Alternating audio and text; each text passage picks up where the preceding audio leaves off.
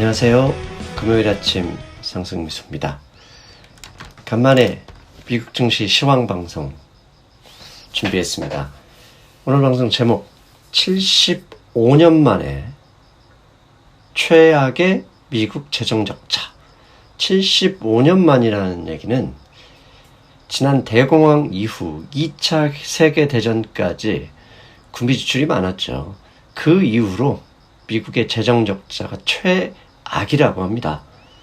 이것이 증시 상승에 걸림돌이 되는지 그거 확인해 보겠습니다. 먼저 새벽 증시 상황 살펴보겠습니다. 다우지수 80포인트 하락했지만 나스닥은 30.26포인트 상승했습니다. S&P 500 종가 기준으로 약간 하락했지만 장중에는 지난 2월 고점을 잠깐 회복했었습니다. 금값 13.8달러 상승을 했고요. 미국의 10년 만기 채권금리가 어느새 올라서 0.717%가 됐네요. 이게 불과 화요일에 0.5 이 정도였었는데 상당히 많이 올랐는데 주말에 이 미국의 채권금리 급상승, 이 문제는 이 금융시장 브리핑에서 제대로 다뤄보겠습니다. S&P 500 인덱스 2월 고점이었죠. 그런데 그게 3월 23일 날 최악을 겪었다가 다시 급상승, 장중이지만 고점을 회복했습니다. 그만큼 증시 상승이 엄청난 속도로 왔었죠. 미국뿐만이 아닙니다. 한국의 코스닥은 이보다 더 심하게 올라왔었죠. 그래서 요새 많은 개미 투자자들이 기관 투자가들을 제치고 수익률이 더 높다는 사실. 좋은 말로 하면 개미들이 옛날처럼 무식하게 카더라라는 소문으로 매매하는 게 아니라 공부도 많이 하고 열심히 상승미수 유튜브 방송도 들으면서 절대 휘둘리지 않는다. 그것도 있을 것 같습니다. 아무튼 우리 개인 투자자는 기관 투자가를 이기는 방송, 이기는 투자로 가야 수익률이 극대화된다는 거, 나중에 기회가 되면 특집 방송 마련해 보겠습니다. 나스닥 앞에서 30포인트 상승을 했죠. 그 중심에 애플과 테슬라가 있었습니다. 애플과 테슬라 시차를 두고 액면 분할을 발표했죠. 애플은 한 주를 4주로, 테슬라는 한 주를 5주로 액면 분할을 했습니다. 그래서 이틀 동안 상승을 이끌고 있는데요. 지난 10년 동안 액면 분할을 통해서 주가가 어떻게 됐는지 살펴볼 필요가 있겠죠. 그래서 지난 10년 동안 대표 기업 5개를 찾아봤는데요. 맨 위에 버크셔 해서웨이, 두 번째 구글, 비자, 넷플릭스, 스타벅스, 이렇게 5개 기업들 액면 분할 이후 주가가 좋았습니다. 근데 이게 액면 분할을 했다고 해서 무조건 주가가 좋았다 이렇게 해석하는 것은 사실 좀 무리가 있고요. 중요한 거 구글, 비자, 넷플릭스, 스타벅스 이들 위에 버크셔 해서웨이까지 지난 10년간 이런 액면 분할 기업이 주가 상승을 보였던 그 이유는 결국 성장성과 실적 향상이겠죠. 물론 증시 주변 여건도 좋았기 때문에 그럴 수도 있는데 핵심은 계속 성장하는 기업이냐, 실적이 받쳐주느냐 이거라고 보죠. 그래서 애플과 테슬라 액면 분할을 발표했는데 이들 주가가 더 올라갈지 아니면 반대로 하락할지는 결국은 성장성과 실적 이거에 달려있다 이렇게 말씀드릴 수 있겠습니다. 즉 애플, 테슬라 향후에도 계속 좋아질 것이다 판단하면 액면 분할 효과로 계속 추가 상승 여력이 있다. 아니면 반대로 실적이 좋아지긴 하겠지만 그렇게는 아니다. 아주 좋지는 않을까. 그러면 하락 위험도 있겠죠. 그 점 감안해야 되겠습니다. 매주 목요일 실업수당 청구 건수 발표를 합니다. 그런데 지난 팬데믹 이후로 처음으로 100만 건 이하가 됐습니다. 96만 3천 명 예상치보다 낮았고요. 100만 명 이하라는 소식으로 장중에 증시가 좋아하기도 했었습니다. 그리고 요즘 조용하던 트럼프 대통령의 신복 폼페이오 장관이 기자들과 만나 이런 얘기했습니다. 틱톡과 위챗을 금지하는 그 행정명령, Executive Order, 이 행정명령이 이거 단순하게 소프트웨어 금지만으로는 끝나지 않을 것이고 좀 더 확대될 가능성이 있다는 취지의 발언을 했습니다. 그래서 CNBC는 more action, 즉 중국과 좀 더 갈등이 일어나는 것은 아닐까 하는 그런 힌트가 담아있을 수도 있다, 이렇게 보도를 했고요. 미국과 중국의 갈등이 이게 정말 강해질지 어느 정도 파급인지는 결국 환율에 담겨 있죠. 이제 위안화 12일까지 0.93까지 하락했었어요. 이 0.93 수준이 작년 말 수준 정도 됐거든요. 그러니까 증시가 좋았다는 걸 반영하는데 지금 오늘 새벽까지 슬금슬금 올라가고 있습니다. 이게 기술적인 반등인지 아니면 앞서서 보여드린 폼페이오 장관의 중국과의 추가 갈등을 예고하는 그런 발언 때문인지 뭐 주말, 그 다음에 월요일 좀 주목하고 있어야 될 것 같습니다. 상황이 이렇다 보니까 지난번 위챗, 틱톡 금지와 함께 중국 인터넷 주식들, 뭐 알리바바, 텐센트 이런 주식들이죠. 이걸 담고 있는 ETF KWeb, 약세입니다. 일주일 내내 상승할 가능성이 있고 오히려 지난 6월에 고점, 7월에 8월에 고점이어가지고 쌍봉을 친 건 아니냐, 더블탑 나오는 게 아니냐 이렇게 걱정되는 수준의 흐름을 보이고 있습니다. 일단 51선 위에 있기 때문에 뭐 다음 주 봐야 되겠죠. 주말에 혹시라도 중국과 미국의 안 좋은 소식이 나오면 이 KWeb, 중국 인터넷 주식들 추가 하락이 나올 수도 있겠죠. 근데 이 KWeb, 중국 인터넷 주식들이 중국만의 문제가 아닙니다. 지금 보시는 것처럼 지금 KWeb, 그다음에 FDN, 미국 인터넷 기업들이죠. 아마존, 페이스북 등 이런 걸 모아놓은 ETF가 FDN, 그다음에 메뉴가 나스닥 지수 3개를 비교했더니 이 3개 지수들이 거의 비슷하게 흘러다닙니다.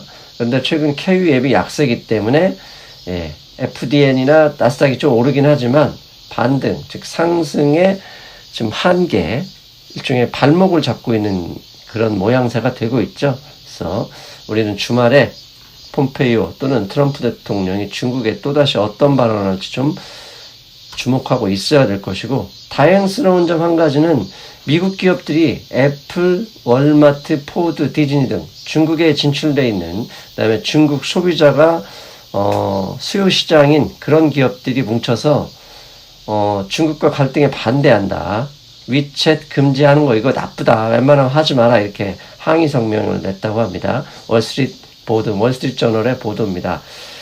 그리고 오늘 새벽 제가 좋아하는 반도체 주식 대표, 메모리 반도체 대표격인 마이크론 테크놀로지가 4.85% 하락했습니다. 차트 모양도 참 보기 안 좋습니다. 8월 초부터 51선과 200일선, 불마켓이냐 베어마켓이냐 이거 구분하는 200일 장기이동 평균선 밑으로 떨어졌습니다. 즉 마이크론 테크놀로지는 이제 베어마켓, 즉 하락 추세로 전환돼 버렸는데요. 오늘 갑자기 4.8% 급락한 이유는 도이치뱅크가 마이크론 테크놀로지의 주가를 바이에서 홀드, 사자에서 매수 대기로 등급을 하향했습니다. 기존의 도이치뱅크는 마이크론 테크놀로지의 목표 주가가 $60였는데 오늘 등급 하향에서는 $48로 낮췄습니다. 오늘 종가가 46달러인가요? 46.13달러네요. 그걸 감안하면 목표 주가 밑으로 떨어져 있는 거죠. 그렇다면 왜 도이치뱅크가 마이크론 테크놀로지를 하향했는지 그 이유를 좀 찾아봤습니다. 그랬더니 이런 얘기가 나옵니다. 기사를 세터했더니 메모리 반도체 업계, D램이죠. 그 다음에 낸드 플래시 D램을 얘기하는 메모리 반도체 업계는 3분기가 고난의 시기가 될 것이다. 이렇게 예측을 했네요. 그 이유를 계속 읽어보겠습니다. 클라우드 데이터 센터의 반도체 재고 증가는 우리가 예상한 것보다 심각하다. 여기에 더 중요한 것은 6월 이후 스마트폰 수요의 급격한 위축이 D램, 즉 메모리 회사들의 주가를 하락시키고 있다. 그 계속 나옵니다. 뉴 핫스팟, 최근에 거의 엄청난 숫자로 늘어났던 뉴 핫스팟 지역의 19 확진자 증가로 인해 그것 때문에 불거진 거시경주 변수 때문에 스마트폰 수요가 급격히 위축됐고 그것이 메모리 반도체, 마이크론 주가에 영향을 주고 있다. 즉 3분기에는 실적이 안 좋을 것이다 라고 예상하기 때문에 등급을 하향한다. 이렇게 보도를 했습니다. 그런데 한 가지 이제 앞에서 뉴 핫스팟 지역에 이 19 확진자가 끊임없이 증가했고 이로 인해서 3분기 스마트폰 수요가 위축될 것이다. 그것 때문에 마이크론 테크놀로지의 주가를 하향했는데요. 엊그제입니다. 11월 미국 시간으로 11일이니까 한국 시간으로는 12일이죠. CNN에 이런 보도를 했습니다. 4분기 애플의 5G 아이폰 12입니다. 5G 신제품에 대한 기대를 CNN 이코노믹에서 보도를 했는데 그 보도 내용에 이런 얘기가 나옵니다. 상당수의 분석가들은 애플의 5G 신제품에 대한 수요가 슈퍼 사이클이 될 것이라 기대하고 있다. 죄송합니다. 즉, 전 세계 아이폰 사용자가 약 9억 5천 명인데 애플이 5G 신제품을 출시한 후 18개월 이내에 3.5억, 3억 5천만 명 정도가 제품을 쉬운 말로 바꿀 것이다 라고 예상을 한다. 그래서 하반기 4분기에 출시 예정인 5G 신제품, 애플의 신제품이 결국은 새로운 수요를 일으킬 것이다 라고 예상하는 것이죠. 그래서 이렇게 결론 낼 수 있죠. 그럼 마이크론 테크놀로지 주가 하락을 올 때 반도체 주가가 추가 하락할 수 있느냐? 예, 저는 이미 한국의 반도체 주가에도 프라이싱 돼 있다고 생각해요. 이미 다 반영돼서 주가가 약세인 거죠. 최근에 코스피 코스닥 급등세를 인출했지만 반도체 주식들은 전혀 그에 편승하지 못했습니다. 일부 종목을 빼고는 오히려 반대로 떨어지기도 했는데요. 그 이유가 결국은 마이크론 테크놀로지의 주가 약세처럼 3분기 수요 하락을 이미 가격에 반영하고 있기 때문이죠. 그렇다면 앞으로는 5G 신제품이 변수가 될 것이다. 3분기 약세이지만 4분기 출시 예정인 애플의 5G 신제품 아직 공식적으로 출시한다 안 한다는 발표하지 않았습니다. 만약에 5G 신제품이 4분기에 안 나오고 내년으로 미뤄진다면 추가 급락이 나올 수 있죠. 다만 4분기에 나와주고 그 다음에 CNN 신문이 예상하는 대로 수요가 많이 늘어난다면 지금이 어쩌면 바닥일 수도 있다. 그렇게 예상할 수도 있죠. 예측할 수도 있고요. 니콜라 주식 간만에 이번 주 월요일인가요? 급등한 이후에 간만에 이틀 조정 보이다가 오늘 7.4% 상승을 했습니다. 테슬라도 마찬가지고 니콜라, 플러그 등 이런 2차 전지 및 수소 경제, 수소 모빌리티 관련 주가 종목들이 핫합니다. 그렇게 핫한 이유는 여러 가지 중에 있지만 돈이 몰리면 핫하죠. 지금 보시는 그림은 ESG, 그러니까 환경, 사회, 그 다음에 그 기업 지배구조 이런 것들에 좋은 기사에 투자하는 ESG 펀드로 들어오는 돈을 보여드리는 건데요. 작년 1월부터 ESG 펀드는 계속 펀드로 유입되는 돈은 늘어나고 있습니다. 저렇게 펀드로 유입되면 결국은 니콜라든 테슬라든 2차 전지든 그런 쪽에 계속 투입해서 주가를 올리게 되겠죠. 저 ESG 펀드 유입 금액 항상 주목하고 있어야 되겠고요. 자, 앞에서 제목 미국의 연방정부 재정적자 보시는 그림 오른쪽에 붉은색 보이시죠? 즉 저렇게 GDP 대비 연방정부의 재정적자가 무려 20% 정도 마이너스다. 미국의 GDP가 22조 달러 정도 하니까 20% 무려 4조 달러가 넘는 금액이 적자를 봤다. 적자를 봤다는 얘기는 저만큼 채권을 발행했다는 얘기죠. 75년 만이라는 건 왼쪽 보시죠? 대공황 이후 2차 세계대전 뉴딜 정책이 나왔을 때, 그 다음에 유럽에서 전쟁해야 되기 때문에 엄청나게 채권 발행을 했을 때 그때 이후에 최악입니다. 자, 이렇게 재정적자 최악. 그러면 우리는 이런 기사를 만나게 되죠.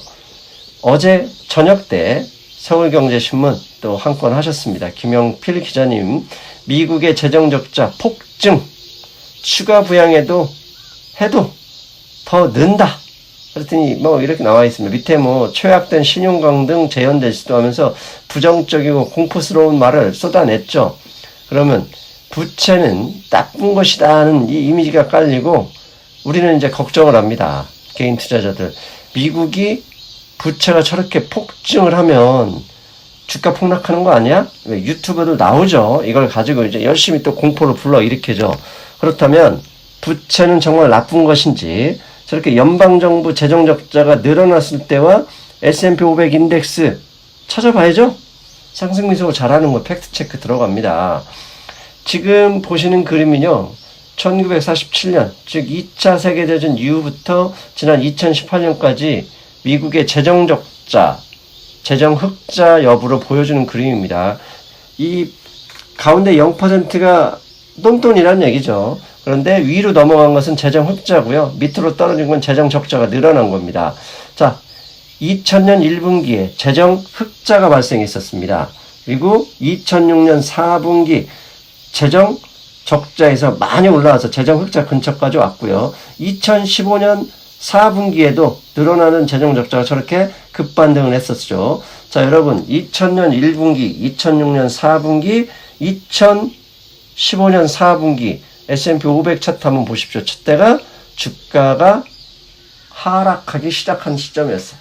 항상 주가 하락이 항상 적자의 축소나 재정 흑자 시기에 발생했다는 거. 반대로 재정 적자가 단기적으로 항상 늘어났을 때는 주가 불마켓이 시작되는 시점이었거나 불마켓이 한참이었을 때라는 거.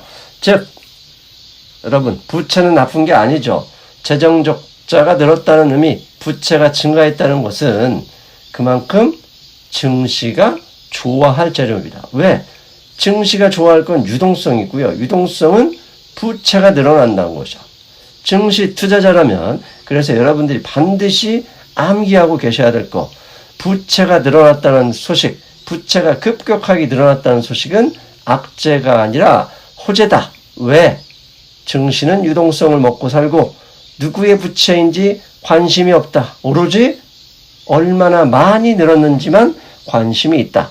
만약에 신문에 부채 급증 이러면 한참 주식이 좋을 게구나 라고 판단하시면 절대 틀리지 않을 것이다 라고 보셔도 되겠습니다.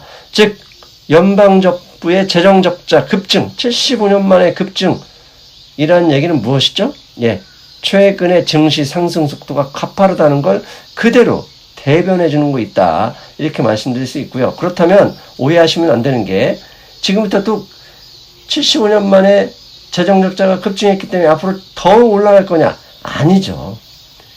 75년 만에 늘어난 건 과거 데이터입니다. 2분기까지 얘기고 그 2분기까지 늘어났으니 증시가 현재 수준이 유지된 거예요. 그럼 앞으로 현재 수준에서 추가 상승이 나오게 하려면 재정적자가 더 늘어나야죠.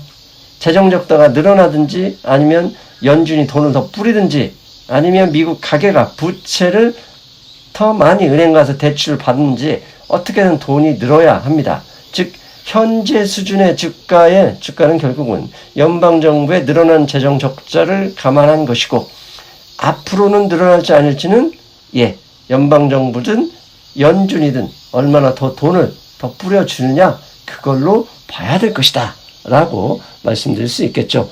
그리고 분명히 나옵니다. 제가 예언 하나 하겠습니다. 예언 바로 갑니다. 오늘 내일 또 우리 유튜버들 악담 쏟아냅니다. 일부 비관론 맨날 망한다고 하시는 분들 쏟아냅니다. 연방정부 최악이다 재정적자. 그러니 주가 폭락한다. 이런 거 나올 텐데요. 투자자라면 그거 신경 쓰지 않으셔도 됩니다. 차라리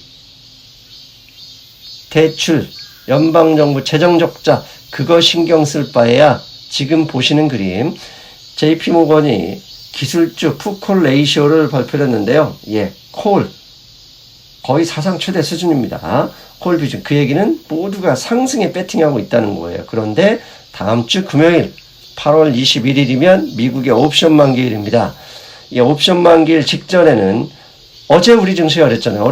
우리 증시 옵션 만기일인데 변동성이 좀 있었죠. 미국 증시도 마찬가지입니다. 옵션 만기를 앞두고 저렇게 과도하게 상승에 베팅한 그 투자자들이 청산을 해야 되거든요. 그래서 콜 청산에 따른 차라리 하락 위험성, 그 가능성에 무게를 두고 부채 얘기는 신경 쓰지 말자. 상승 미수의 주장이었습니다. 저는 일요일 금융시장 브리핑에서 뵙겠습니다. 여러분 안녕.